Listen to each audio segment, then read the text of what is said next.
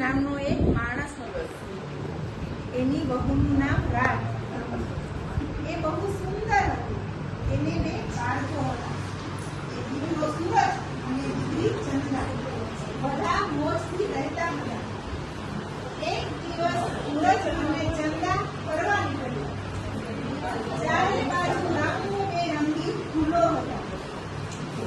પતંગિયા હતા. પંખીઓ કલરવ કરતા હતા. અચાનક જોયું તો ઘનઘોર જંગલ. હવે શું કરવું? એ જંગલમાં એક મોટો અજગર રહેતો હતો. તે કેટલાય દિવસનો ભૂખ્યો હતો. બાળકોને જોઈને એને વધારે ભૂખ લાગી.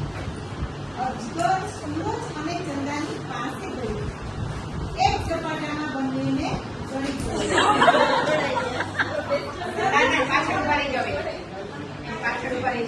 આરામ કરવા અજગર નદી કિનારે ગયો. દિવસ અને રાતની ચિંતાનો પાર નહીં. બાળકોને શોધી શોધીને થાકી ગયા. એક ઝાડની નીચે બેઠા. ઝાડની ડાળ પર બે કાગડા હતા.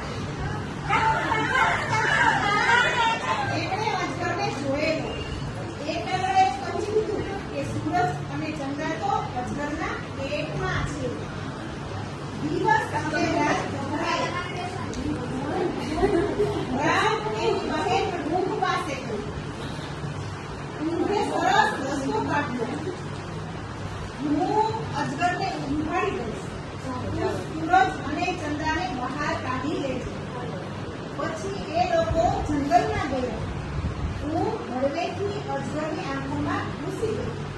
અજગરે મોટું બગાસું ખાધું અને મોઢું ખુલ્લું રાખીને સૂઈ ગયો. રાત અજગરની ઉપર પડી ગઈ. એણે બંને બાળકોને બહાર ધકેલી દીધા. બધાએ દોટ મારી નાખી. ઊંઘમાં કૂદીને બહાર નીકળી અને અલગ થઈ ગઈ. અજગર જાગી ગયો. એણે બાળકોને દોડતા જોયા. એમની પાસે જોયો.